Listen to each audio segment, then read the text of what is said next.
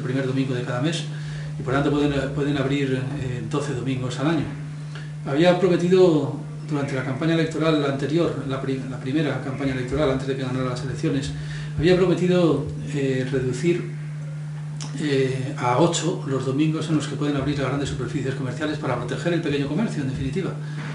No le fue posible hacerlo, no le fue posible, porque los intereses económicos de las grandes superficies comerciales son tan potentes que ni siquiera un parlamento, un gran parlamento, un parlamento hecho y derecho, podríamos decir, como es el Parlamento español, en una democracia consolidada, puede ni siquiera decidir el horario de apertura de un centro comercial. Entonces, ¿cómo va a poder decidir en un determinado momento intervenir el precio de la vivienda? ¿O cómo va a poder decidir intervenir en alguna cuestión bancaria de importancia?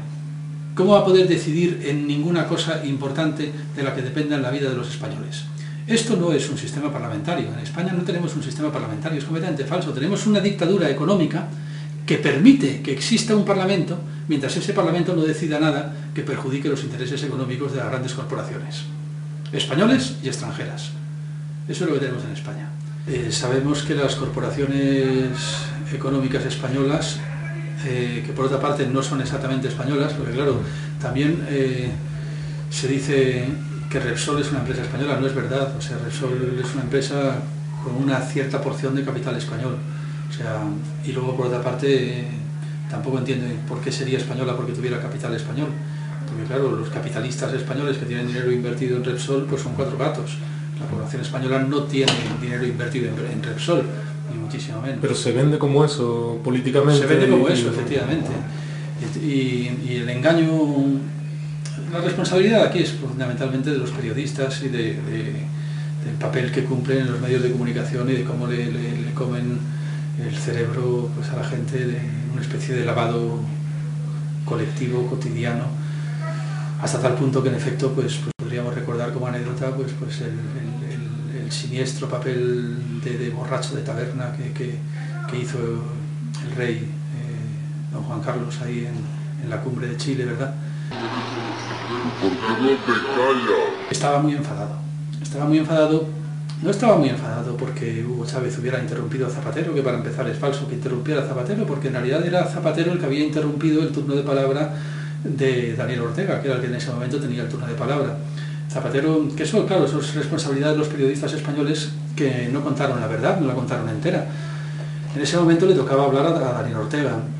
Zapatero, como Daniel Ortega Evo Morales previamente había empezado a criticar a empresas españolas muy importantes, suplantando el turno de palabra de Daniel Ortega,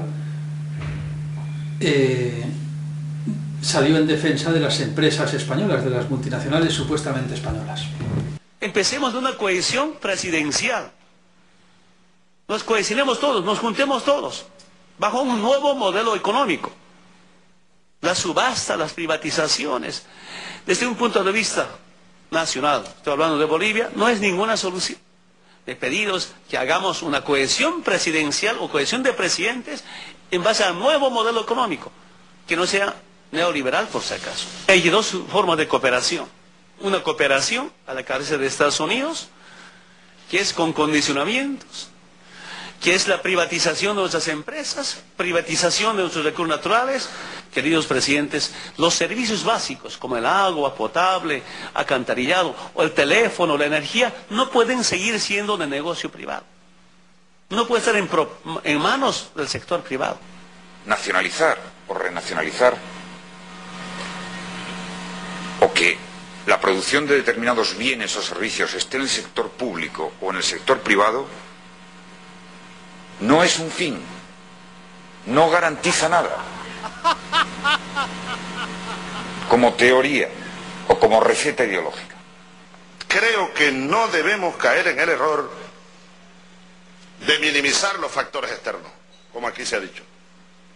El discurso de Evo Morales fue un discurso precioso, perfectamente argumentado, hizo una propuesta perfectamente legítima que podía ser discutida y fue respondida con un paternalismo repulsivo por parte de Zapatero, diciendo además que, y fue precisamente cuando le interrumpió Hugo Chávez, diciendo que no se podía sobrevalorar la influencia de causas externas en los problemas internos de un país. Claro, y en ese momento Hugo Chávez no pudo menos que decir, bueno, no, vamos a ver un momento, que ¿cómo no se va a sobrevalorar la influencia de factores externos en la situación interna de un país cuando el golpe de Estado del 2002 fue organizado en gran parte desde España? Y además el gobierno golpista de Carmona fue inmediatamente reconocido en nombre de la Unión Europea por el que en ese momento presidía la Unión Europea, que era José María Aznar, el presidente español.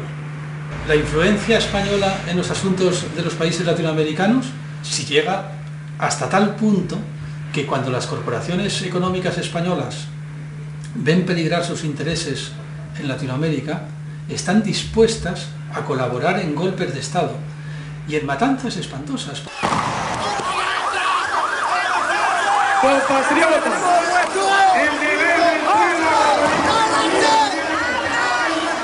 No se sabía de dónde venían los disparos, pero casi todas las víctimas tenían tiros en la cabeza. Y en medio de la confusión nos dimos cuenta de que había francotiradores.